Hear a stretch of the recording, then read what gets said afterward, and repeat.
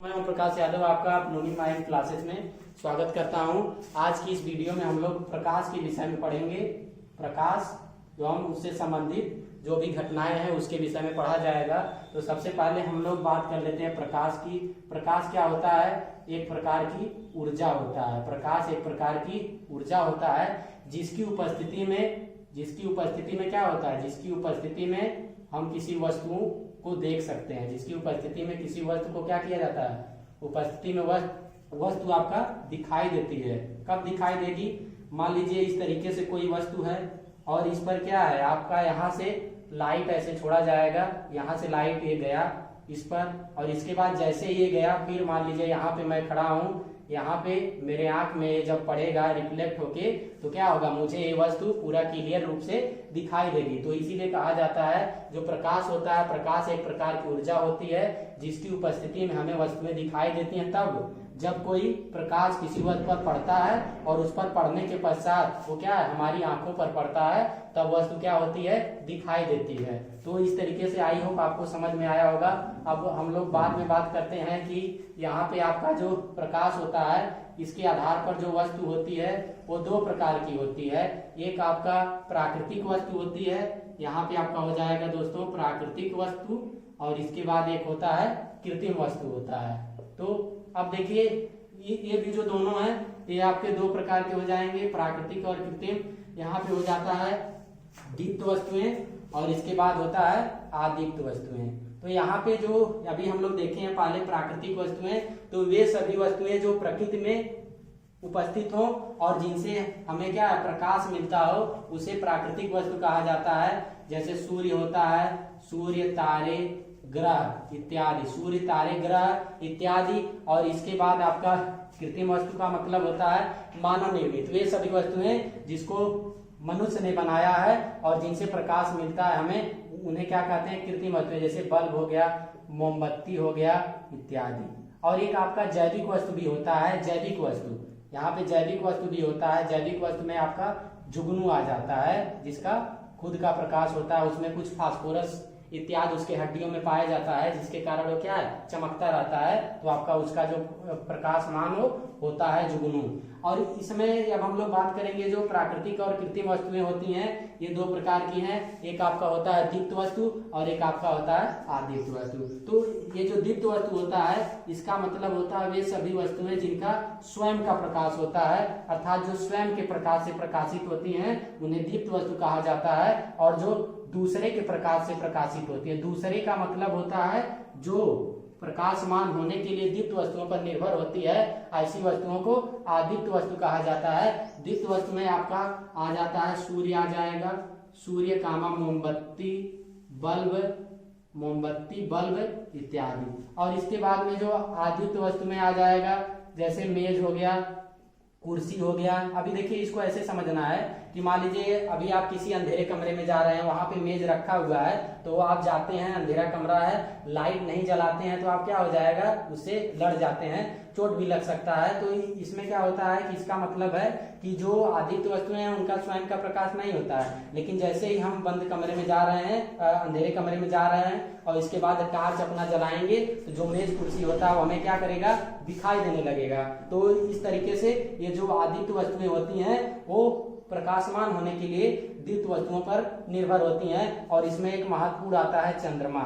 चंद्रमा का पूछा जाता है, जितना भी ग्रह होता है, आप इतना समझ लीजिए, जितने भी ग्रह होते हैं वो क्या होते हैं, आपका अदीप्त होते हैं। क्योंकि ग्रह का मतलब होता है उसका स्वयं का प्रकाश नहीं होता है। ग्रह वे होते हैं जो आपका सूर्य के प्रकाश से प्रकाशित होते हैं। तो इस तरीके से आपको यहाँ पे प्राकृतिक, कृत्रिम और जो ये दोनों हैं, ये दो प्रकार से हैं, दीप्त वस्तुएं और अदीप्त वस्तुएं, ये आपको समझ में आ गया होगा। और इसके बाद में हम लोग नेक्स्ट बात करते हैं यहाँ पे प्रकाश के विषय में। जो आपका प्रकाश होता है, प्रकाश एक प्रकार की ऊर्जा होता है, प्रकाश एक प्रकार की ऊर्जा होता है। और जो प्रकाश होता है वैद्युत चुंबकीय तरंगों के विकिरण के रूप में, प्रकाश वैद्युत चुंबकीय तरंगों के विकिरण के रूप में क्या करता है, गमन करता है और प्रकाश कैसे एक सीधी रेखा में चलता है, प्रकाश एक सीधी रेखा में चलता है, अर्थात सीधी रेखा में तो चलेगा। जैसे मान लीजिए यदि कोई वस्तु इसके मार्ग में आ जाती है तो क्या होगा, ये प्रकाश यहाँ से टकरा के इसके किनारों से मुड़ जाता है। तो इस तरीके से है, लेकिन प्रकाश कैसे चलेगा,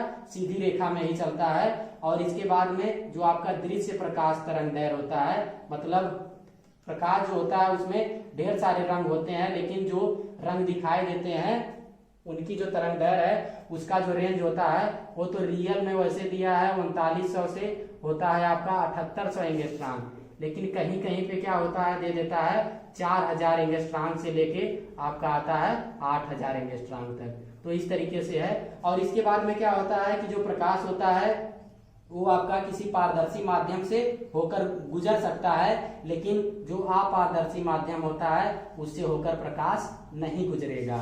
और इसके बाद में बात करते हैं कि आपका जो इसका चाल होता है प्रकाश का निर्वात में चाल, प्रकाश की निर्वात में चाल सबसे अधिक होती है, प्रकाश की निर्वात में चाल सबसे अधिक होती है, होता है 3 × 10⁸ मीटर प्रति सेकेंड होता है। तो इस तरीके से आपको इतना समझ में आया होगा।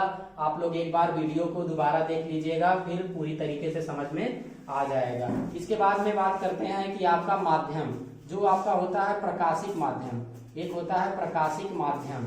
तो इसमें देखिए क्या होता है, ऐसा माध्यम जिससे होकर पूरा पूरा प्रकाश जिस माध्यम से होकर गुजर जाता है उसे प्रकाशिक माध्यम कहते हैं। और इसके बाद ये जो प्रकाशिक माध्यम होता है वो आपका 3 प्रकार का होता है।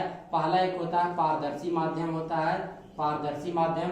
दूसरा होता है पारभासक माध्यम, पारभासक या अर्धपारदर्शक होता है, अर्धपारदर्शक। और इसके बाद में तीसरा होता है अपारदर्शी माध्यम। तीसरा कैसा हो जाएगा, अपारदर्शी माध्यम। तो इसमें अभी हम लोग बात किए हैं कि जो प्रकाशिक माध्यम होता है इसमें जो प्रकाश होता है वो पूरा आर पार हो जाता है, पूरा प्रकाश गुजर जाता है, प्रकाश क्या है पूरा गुजरेगा।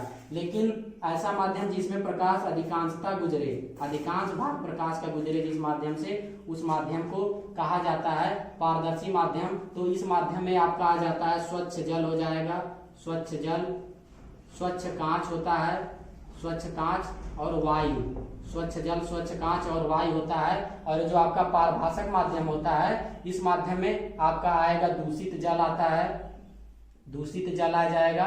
और तेल से भीगा हुआ कागज, तेल से भीगा हुआ कागज, अगर आप किसी कागज को तेल में घर पे भिगा देंगे और इसके बाद उस पर लाइट चलाएंगे तो आप यही पाएंगे कि उसमें जो प्रकाश है वो सही से आपका आर पार नहीं होगा, थोड़ा मतलब आर पार हो जाएगा। और इसके बाद में आपका होता है इसमें घिसा हुआ कांच भी आ जाएगा, घिसा हुआ कांच आ जाता है। फिर अपारदर्शी माध्यम का मतलब होता है जिसमें प्रकाश कुछ भी ना गुजरे, ऐसा माध्यम जिसमें से होकर प्रकाश का कोई भी भाग ना गुजरे उसे अपारदर्शी माध्यम कहते हैं। लेकिन आपको पता है कोई भी चीज परफेक्ट नहीं होती है, लेकिन इसमें माना जाता है जो आपका लोहा होता है, लोहा, दीवार इत्यादि में आ जाएगा, लोहा, दीवार इत्यादि ये सब कैसे आते हैं, अपारदर्शी माध्यम में आते हैं। अब इसके बाद में हम लोग बात करते हैं कि प्रकाश पर आधारित घटनाएं, जो प्रकाश है उस पर आधारित घटनाएं होती हैं। आपका प्रकाश का परावर्तन होता है, प्रकाश का परावर्तन,